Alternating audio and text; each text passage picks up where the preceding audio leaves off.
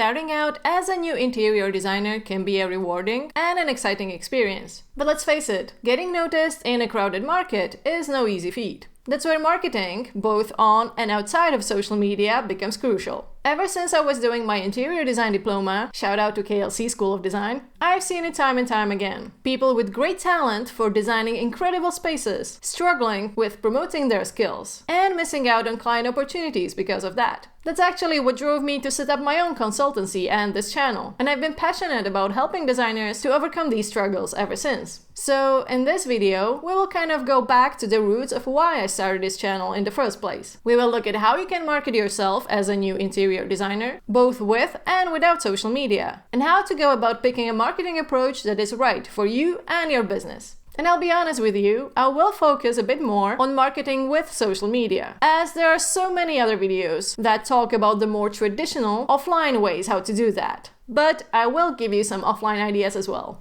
But first, if you haven't yet, do subscribe to this channel and turn on the notification bell, as I've got a lot more videos coming up and you might not want to miss them. Also, do join our Facebook group for a weekly dose of tips, resources, and a community of other designers who might have the same struggles as you. The link is down in the description. Now, the reasons why you should spend time marketing your business are pretty clear. It helps you to establish a brand, get the word out, and attract potential clients. There might be cases when you are starting out with a list of client leads already. For example, people who have seen how you redesign your house and want to hire you for their own home. Or if you previously worked as a part of a larger studio and have recommendations from past clients. But if that's not your case, you have to actively promote your design services to get actual clients. We could talk for hours about all the possible ways how to market a design business. But for the sake of this video, let's break them down into two categories, with and without social media. And since this channel is all about how to grow your business with social media, let's start with that.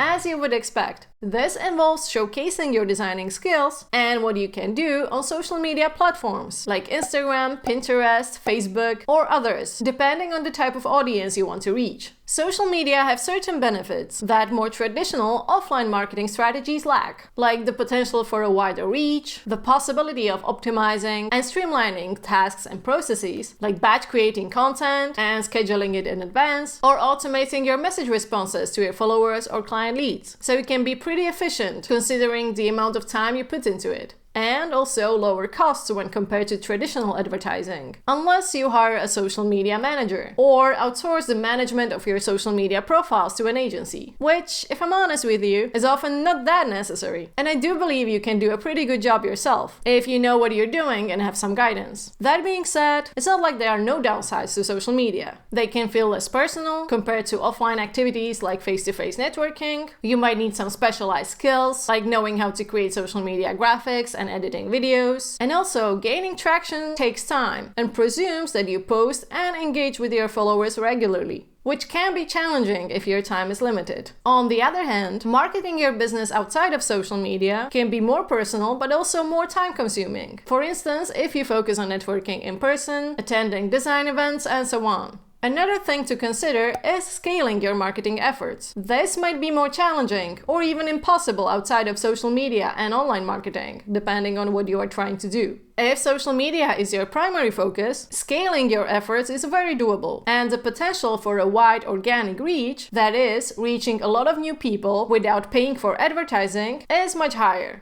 If you do decide to focus on social media, there are quite a few platforms to choose from, but that doesn't mean that every platform would be perfect, or that you should be on all of them. Let's take X, previously known as Twitter, and Threads as an example. While they are great at fostering community engagement and getting a large organic reach, text-based content is highly preferred and gets the best results, which makes them ideal for bloggers, startups, and entrepreneurs in the personal finance world, to name a few niches. But what they lack is the image-centric nature that Instagram and Pinterest have, for example. And that is crucial for an industry that is so visually driven as interior design.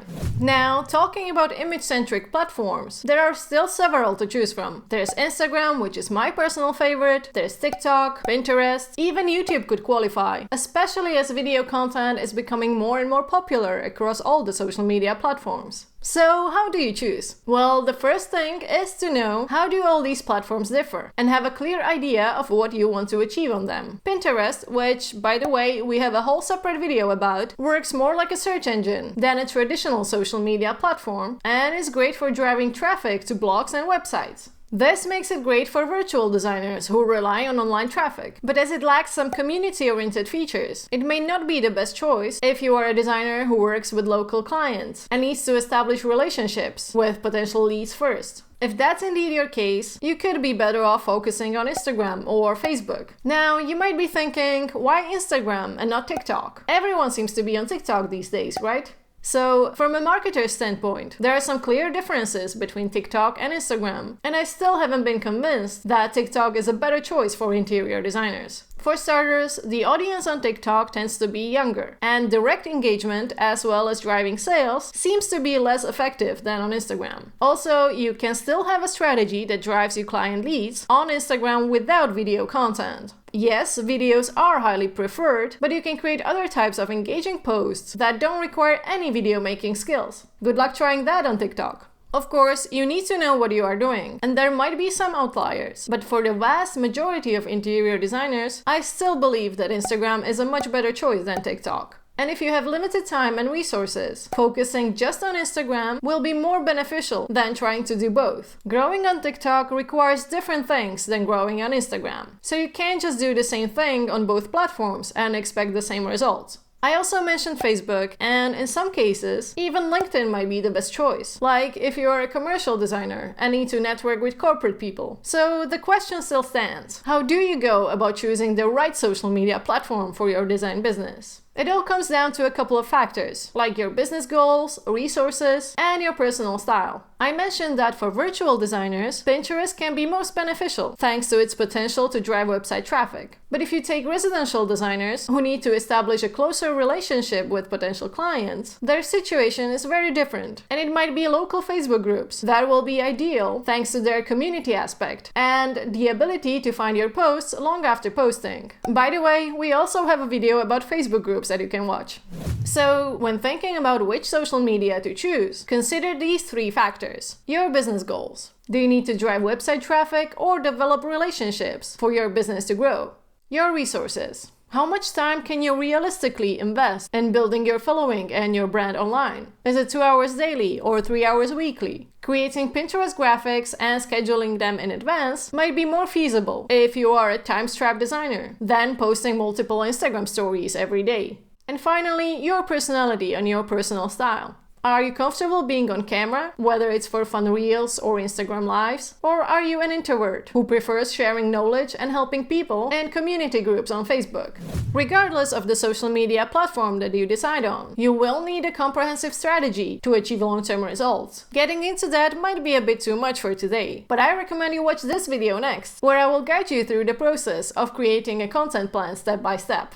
Now, you might have your reasons for wanting to prioritize other avenues than social media to market your business. No judgment here. Different things work for different people. And the most important thing here is that you choose a strategy or approach that works for you, rather than simply following what others are doing. So, if you're not really sure about social media, or you're convinced that offline marketing is the way to go for you, here are some things you can do to get your name out.